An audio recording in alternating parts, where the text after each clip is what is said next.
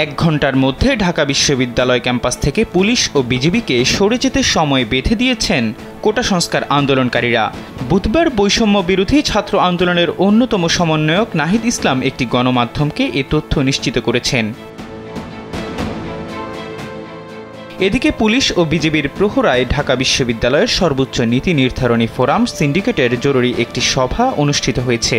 বুধবার সকালে উপাচার্য অধ্যাপক ডক্টর এএসএম মাকসুদ কামালের কার্যালয়ে এ জরুরি সভা শুরু হয়। এতে অনির্দিষ্টকালের জন্য ঢাকা বিশ্ববিদ্যালয় ক্যাম্পাস বন্ধ ঘোষণা করা হয়। এছাড়া বুধবার সন্ধ্যা 6টার মধ্যে সব আবাসিক হল খালি করার সিদ্ধান্ত নেওয়া হয়েছে। এর আগে মঙ্গলবার দেশের সব বিশ্ববিদ্যালয় বন্ধ ও শিক্ষার্থীদের আবাসিক হল ছাড়ার নির্দেশনা দেয় বিশ্ববিদ্যালয় মঞ্জুরি কমিশন তথা ইউজিসি। নগদের কাছে সব গ্রাহকই প্রিয়, তাই তো সারা দেশে ক্যাশ আউট চার্জ সবচেয়ে কম। কোটা সংস্কারের দাবিতে চলমান আন্দোলন দফায় দফায় সংঘর্ষের পর মঙ্গলবার রাতে দেশের সব বিশ্ববিদ্যালয়ের শিক্ষাক্রম পরবর্তী নির্দেশ না দেয়া পর্যন্ত বন্ধ রাখা এবং শিক্ষার্থীদের আবাসিক হল ছাড়ার বিষয়ে নির্দেশনা দিতে উপাচার্যদের চিঠি দেয় ইউজিসি।